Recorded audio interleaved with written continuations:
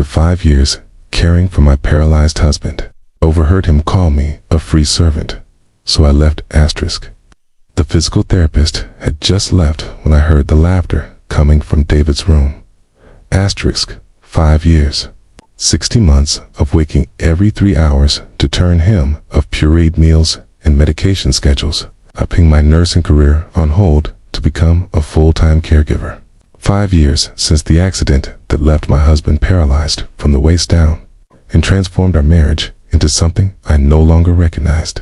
Asterisk, I'd been coming down the hallway with his afternoon tea when I heard his brother Marcus's voice through the half-open door. Asterisk, man, I don't know how you do it. Keisha's practically running herself into the ground for you. Asterisk, please. David's voice stripped with contempt I'd never heard before. She's just doing what wives are supposed to do. I got myself a free servant, and she's too guilty to leave. Best decision I ever made, marrying her. Asterisk, Marcus laughed uncomfortably. That's cold, bro. Asterisk, it's smart. She makes decent money with those online nursing consults, handles all the bills, cooks, cleans. I'm living better than I did before the accident. And she's so desperate to be the good black woman who stands by her man that she'll never walk away. The tea tray slipped from my hands. The crash brought both men's heads around. David's face shifted instantly, his widening, his mouth forming words of explanation that I no longer cared to hear. I turned and walked away. Keisha, baby, wait, it wasn't I. Didn't mean asterisk, but I was already in our bedroom, pulling out the suitcase I'd hidden in the back of the closet 6 months ago, when the weight of everything had first made me Google leaving a disabled spouse. I'd felt like a monster then. Now I felt like a fool. Asterisk, Keisha, please. David's voice carried down the hall. You're taking it out of context. Asterisk, I ignored him, methodically packing clothes, toiletries, my grandmother's Bible. My hand shook, but my mind was crystal clear for the first time in years. Asterisk, Marcus appeared in the doorway, shamefaced. Keisha, listen. Asterisk, get out of my way. Asterisk, he's just frustrated. The pain makes him say things. Asterisk, the pain. I laughed, a sharp, bitter sound. I've been in pain for 5 years, Marcus, watching the man I loved disappear into someone I don't even recognize. But I never called him names. I never made him feel worthless. I zipped the suitcase. I'm done. Asterisk, where will you even go? Asterisk, anywhere but here. Asterisk, I called my best friend Tasha from the parking lot of a grocery store 3 miles away. Hands still trembling on the wheel. Asterisk, I'm coming to get you, she said immediately. Stay right there. Asterisk, while I waited, my phone exploded with messages. David's ranged from apologetic to angry to desperate. Marcus tried playing mediator. Even David's mother called, already making excuses about stress and medication side effects. Asterisk, I turned off my phone. Asterisk, Tasha pulled up 20 minutes later and wrapped me in a hug that finally broke the dam. I sobbed in the parking lot while she held me. 5 years of exhaustion pouring out all at once. Asterisk, you did the right thing, she whispered. You did more than the right thing. You were a saint, Keisha, but saints are allowed to be human too.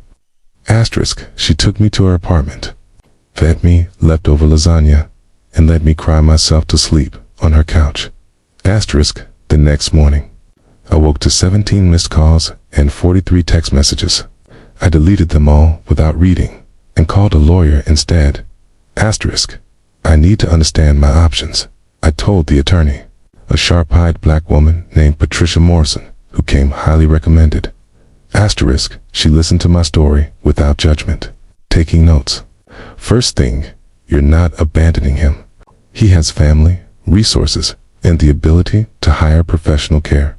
Second, you're entitled to spousal support, given that you sacrificed your career to care for him. Third, and I cannot stress this enough, you did nothing wrong. Asterisk, those last words hit me like absolution. I hadn't realized how much I needed to hear them. Asterisk, I'll file the paperwork. Patricia continued.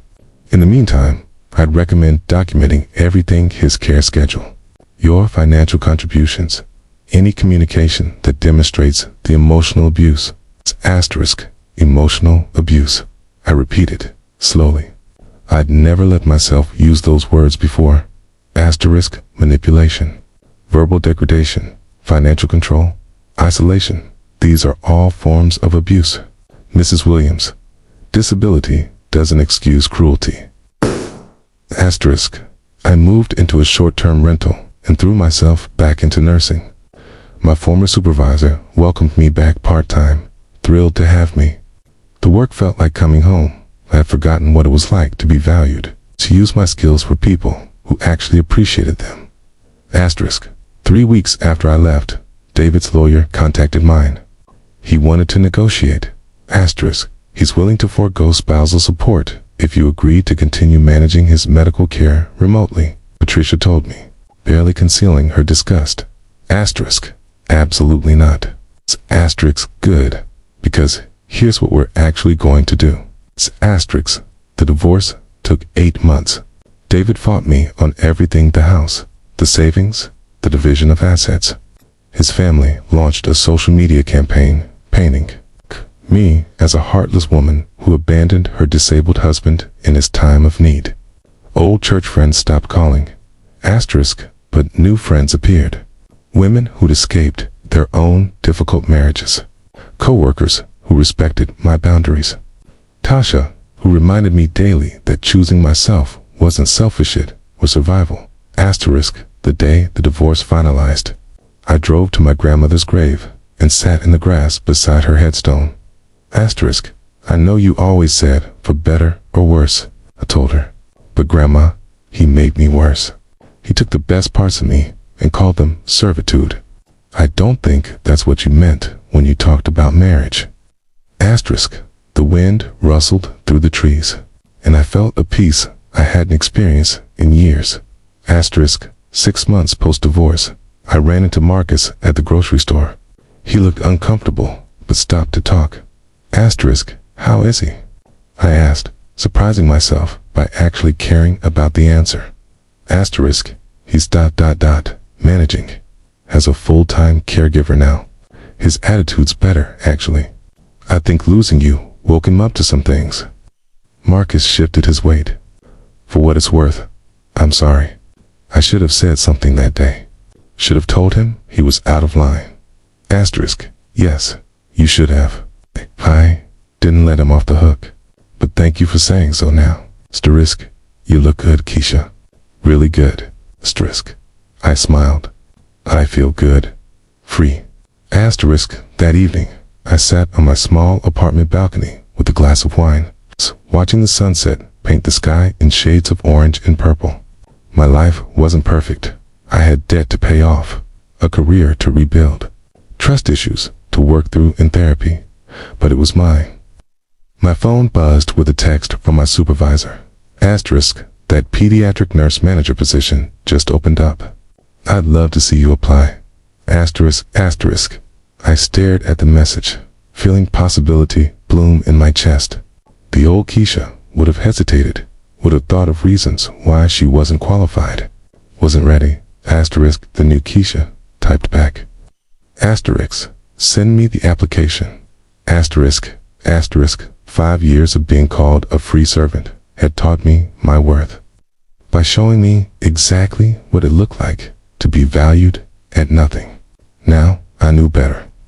I knew what I deserved: respect, reciprocity, love that lifted rather than drained. Asterisk, I'd spent half a decade caring for someone who saw me as convenient rather than cherished.